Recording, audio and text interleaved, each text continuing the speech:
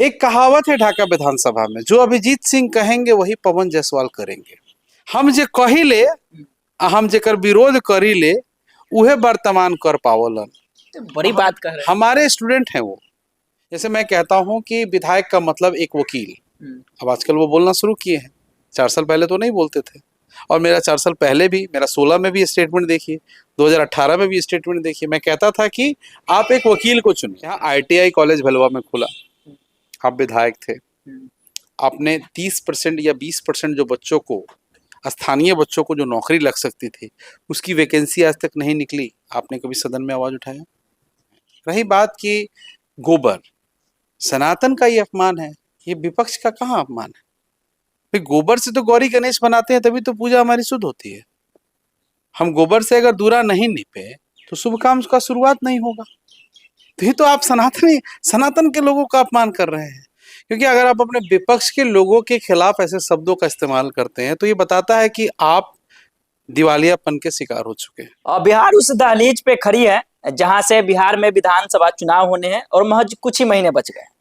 अभी हम चुनावी चक्का के दरमियान बिहार के हर विधानसभा क्षेत्र में जा रहे हैं, लोगों का बयान ले रहे हैं, वहां के जो भावी उम्मीदवार होने वाले हैं, जो प्रत्याशी हैं, उनका बयान ले रहे हैं।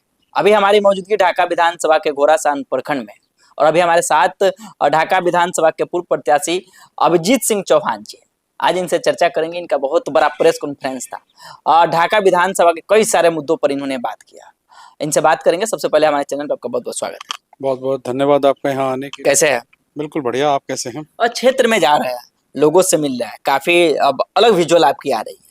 पिछले के कंपेयर में अब काफी कुछ बदला है। आप किस नजरिए से अब ढाका विधानसभा के लोगों को, ढाका विधानसभा के हाल ही चुनावी जो सरगर्मी चल चुका है, उसको किस रूप में देख रहे हैं? देखिए, पहले आप जो कह रहे हो कि पहले और अब में कुछ बदला है, मेरे जीवन में 2020 के चुनाव हारने के बाद, काउंटिंग हॉल से निकलने के बाद और आज तक मैं लगातार लोगों के बीच में हूँ, लोगों की समस्याएं उठा रहा हूँ। ये अब ये हो सकता है कि अब चुनाव नज़दीक है तो आपको अब उस तरह का माहौल दिख रहा होगा।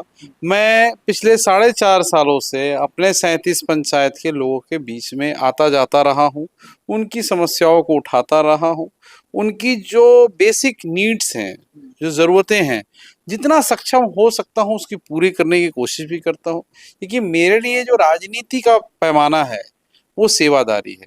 वो जाति, धर्म, मजहब, सिंबल वो मायने नहीं रखते हैं। मेरे लिए मायने इंसानियत रखता है। मेरे लिए मायने अपने युवा साथियों के रोजगार की बात रखता है। मेरे लिए मायने स्वास्थ्य सुविधाएं रखती हैं। मेरे लिए मायने स्कूल में पढ़ाई रखती है, बेटियों की शिक्षा रखती है। आप जानते होंगे कि मैं 2017 से इस बात को कह रहा हूँ कि ढाका अनुमंडल 1972 में बना हुआ अनुमंडल है, सिकरहना अनुमंडल, यहाँ एक महाविद्यालय की स्थापना हो। हमारी जो बच्चियां +2 की पढ़ाई करने के बाद ग्रेजुएशन की पढ़ाई नहीं कर पाती हैं, और जब तक हमारी बेटियां ग्रेजुएट नहीं होंगी उन्हें नौकरियां नहीं मिल पाएंगी, और जब तक बेटी मजबूत नहीं होगी समाज मजबूत नहीं हो सकता है। आप कह रहे हैं कि हम क्षेत्र में जा रहे हैं, समाज के लोगों के लिए कर रहे हैं, क्या किया है अपने आप आज तक? देखिए, जो भी मुद्दे मुझे दिखे हैं, चाहे अगर आप यहाँ ट्रेन की ठहराव की बात करिए, सुबह 8 बजे का जब से बड़ी लाइन से छोटी लाइन हुई, वो ट्रेन अवेलेबल नहीं थी, उसकी लड़ाई हम लोगों ने लड़ी। DRM ऑफिस, GM ऑफिस तक गया। मेरे नेता आदरणीय पप्पू यादव जी ने कई दफ़ा फ़ोन किया। ट्रेन की शुरुआत हुई।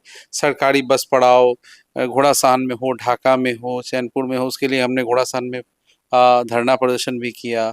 उस समय के वर्तमान CEO जो गुप्ता साहब थे, उन्होंने कुछ जमीन का सर्वे वगैरह सरकार को सबमिट भी किया। तो हम लोग जीते हुए प्रतिनिधि तो है नहीं कि जो सदन में जाके बोले, लेकिन 4 साल जो सड़क पे संघर्ष हो सकता था, महिला डॉक्टर हमारे रेफरल हॉस्पिटल में नहीं है, तो मैं रात के 11 बजे भी जाके मैंने वहाँ पे जाके शोर किया कि भाई सरकार जो सोई हुई है, या यहाँ के जो जनप्रतिनिधि हैं जिनका ये काम है सदन में जाके रखना या विभाग को बताना, वो बताएं। यहाँ एम्बुलेंस की कमी है, यहाँ जो विद्यालय +2 बने हैं तो वहाँ शिक्षकों की कमी है। सिर्फ आप शिक्षकों पे गुस्सा करने से तो नहीं होगा कि 13 शिक्षक 13 बच्चे क्यों, समझना होगा वहां जाके। भेलवा स्कूल की मैं बात कर रहा हूँ। कौन गुस्सा करते शिक्षकों पे? वर्तमान विधायक ने किया, ये तो सब लोगों ने देखा ना, ये मेरा थोड़ी है, तो वीडियो जारी हुआ था। वो एक खुद शिक्षक के पुत्र हैं और शिक्षकों का वो सम्मान नहीं कर पाए। उन्होंने ये जानने की कोशिश क्यों नहीं करी कि 13 बच्चे 13 ही शिक्षक, 13 ही बच्चे क्यों आए हैं? क्योंकि उसमें फिजिक्स केमिस्ट्री के इंग्लिश के, मैथ के टीचर हैं ही नहीं, तो +2 में जिनका बच्चा पढ़ेगा और अगर टीचर्स नहीं है वहां पे, तो बच्चा क्या करने आएगा? ये कोई प्ले स्कूल या नर्सरी या केजी या पहले दूसरे की बच्चे की तो बात है नहीं कि एक ही टीचर सब सब्जेक्ट पढ़ा देगा। समझ रहे बात को? अब वहां जो वैचारिक जो समस्या थी, और उससे पहले उन्होंने वहां पे 17-18 मंत्री उतारे थे दिसंबर के महीने में, जनवरी के महीने में यात्रा करने गए थे, तो उसी स्कूल में आप 17 मंत्री लेके आए थे खरमास के समय में, जब मैं जिस खरमास लग गया, उप मुख्यमंत्री का हेलीकॉप्टर भी खराब हो गया, नहीं उड़ पाया, जो भी कारण रहा हो, और तब भी आप नहीं समझ पा रहे हैं। स्वास्थ्य केंद्रों की स्थिति 37 उप केंद्र है। आप कोरोना का यहीं पे रोकेंगे। एक सभा हो रही थी, उनकी कार्यक्रम हो रही थी, जिन वर्तमान विधायक की बात कर रहे हैं पवन जायसवाल की, उन्होंने कहा कि विपक्ष मजबूत होना चाहिए, लेकिन मेरा विपक्ष गोबर है। लेकिन फिर से आप उस पे कह रहे हैं कि शिक्षकों पे नहीं, बल्कि ये भी ध्यान देना चाहिए कि शिक्षकों पे गुस्सा नहीं करना चाहिए, शिक्षकों का उन्होंने सम्मान नहीं किया, तो फिर से वो गोबर कहेंगे। देखिए मेरी बात समझिए, जो व्यक्ति 2 बार विधानसभा में, सदन में जाके शपथ लिया हो, जिसे विधायक पालिका की जानकारी हुई हो या नहीं हुई हो, इनके सबसे तो ये लगता है कि इन्हें विधान पालिका की जानकारी नहीं है। क्योंकि अगर आप अपने विपक्ष के लोगों के खिलाफ ऐसे शब्दों का इस्तेमाल करते हैं, तो ये बताता है कि आप दिवालियापन के शिकार हो चुके हैं, आप अहंकार के बिल्कुल चरम पर हैं। तो जब इसी देश में, इसी दुनिया में रावण का अहंकार, कंस का अहंकार नहीं चला, तो आप और हम क्या हैं? रही बात की गोबर, सनातन का ये अपमान है, ये विपक्ष का कहाँ अपमान है? भाई गोबर से तो गौरी गणेश बनाते हैं, तभी तो पूजा हमारी शुद्ध होती है। हम गोबर से अगर दूरा नहीं निपे तो शुभ काम का शुरुआत नहीं होगा। तो ये तो आप सनातन के लोगों का अपमान कर रहे हैं। अगर ऐसे कहें, जब गोबर विपक्ष उन्होंने कहा, तो आप अपमानित महसूस करते हैं? नहीं, क्यों करें हम अपमानित? हम उनके शब्दों को देखिए, आप मेरी बात को समझिए। एक कहावत है ढाका विधानसभा में, जो अभिजीत सिंह कहेंगे वही पवन जायसवाल करेंगे। आप मेरा जितना वीडियो है, जितना फुटेज है, जितना प्रेस कॉन्फ्रेंस है, निकाल लीजिए, और उसके कुछ दिन के बाद पवन जी वही करते हैं। हम जे कहिले, हम जेकर विरोध करीले, उहे वर्तमान कर पावलन। बड़ी बात कह रहे हैं। हमारे स्टूडेंट हैं वो। फुलवरिया घाट के लिए 11 जनवरी 2022 को पत्र लिखा हमने। 15 जनवरी 2022 को पूजा पाठ का ढोंग हुआ। 31 जनवरी की कमिटमेंट थी। हमने RTI मारा फरवरी में, मेरे मोबाइल में है, आप सब लेते जाइएगा और अपने उसमें शेयर कर दीजिएगा। पता चला कि नहीं जी, कोई योजना में है ही नहीं है।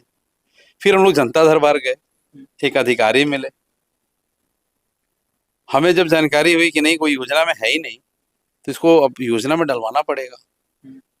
तो जो चोरमा से बरगिनिया सड़क बन रही थी, अगर आप उसका पहला DPRO निकलवा दें, तो उसमें फुलवरिया घाट होके रास्ता नहीं है।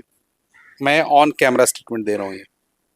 लेकिन जनता दरबार जाने के बाद, कुछ महीनों के बाद, उस DPRO में, उस नक्शे में परिवर्तन किया गया और फुलवरिया घाट को जोड़ दिया गया,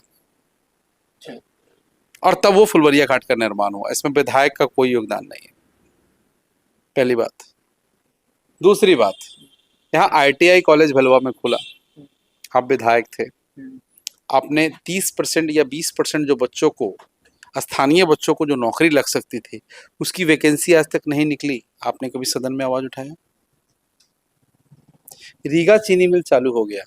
86 तक यहाँ के किसान, और ढाका के किसान, चैनपुर के किसान, घोड़ासान के किसान, छौड़ा दानो, बनकटवा के भी लोग रैक पॉइंट बने, रेल के द्वारा अपने गन्ने को भेजने का काम करते थे। क्या ये जब चीनी मिल शुरू हुआ बड़े जोर शोर से, क्या इस बात को सदन में आपने उठाया? रेफरल हॉस्पिटल उतना बड़ा बन के तैयार हो गया, MRI CT स्कैन नहीं है, महिला डॉक्टर नहीं है, क्या आपने सदन में उठाया? तो खुद आप कह रहे हैं ना कि खुद आप कह रहे हैं कि आप वो हमारे स्टूडेंट है, छात्र है, क्या इस चीजों को पहले आपने उठाया था? बिल्कुल, आप मेरे, आपके भी सेशन में है, आपने भी कई बार इंटरव्यू लिया है। मेरा तो सब कुछ सोशल मीडिया, प्रिंट मीडिया में है ही, आप देख सकते हो।